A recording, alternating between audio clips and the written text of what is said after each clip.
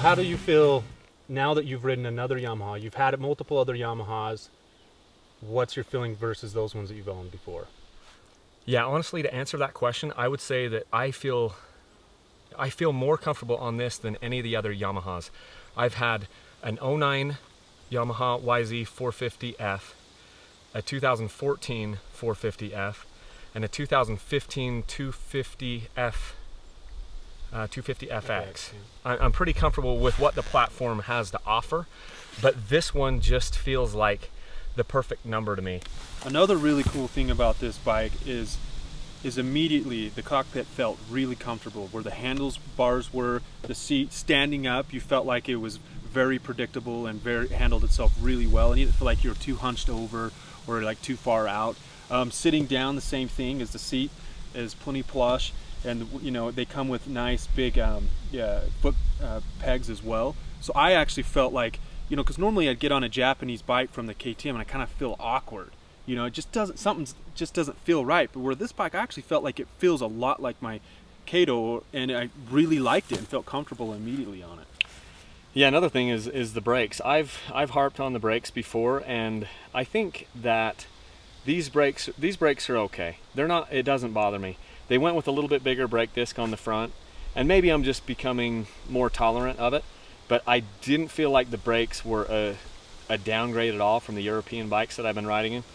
The rear brake, Sam did mention that he was having a little bit harder time keeping it from locking up. I didn't notice that. I mean, I'm locking it up just trying to make it around corners, but I think that's probably because I'm riding a little too fast.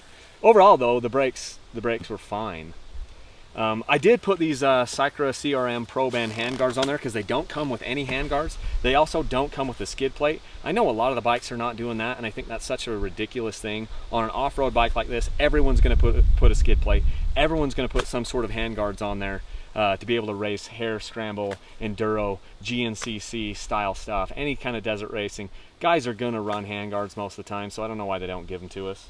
So Yamaha does the same thing that a lot of the other manufacturers are doing with these off-road type bikes. They're giving you Dunlop AT81 tires, and while it's an okay tire, they wear fast. So there's that trade-off. Dunlop makes no bones about it. They make a tire that is supposed to perform really well, but maybe not last quite as long, and that's kind of the side of the spectrum that they go on.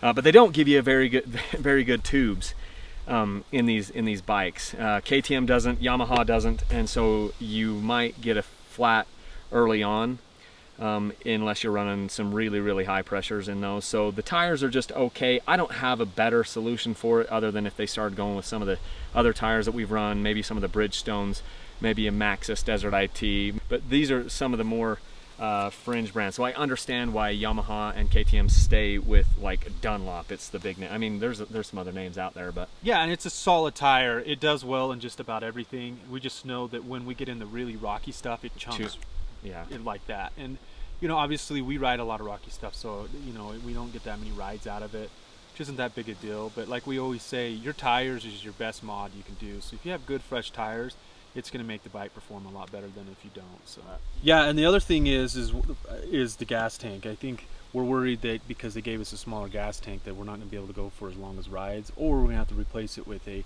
bigger desert tank. And honestly, if you've seen some of the desert tanks that are on the Yamaha, no offense to anyone that has one, but they just don't look as good.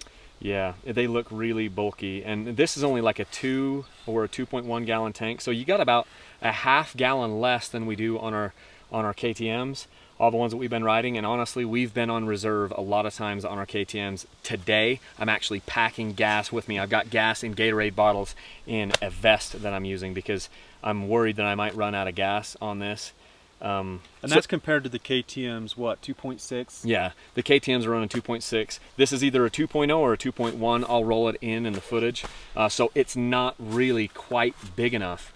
And just like Sam said, those tanks, the Acerbis ones, and the IMS tanks, the desert tanks, yeah, they're I think they're like a 3.2 gallon tank, but the suckers are over $300, I think.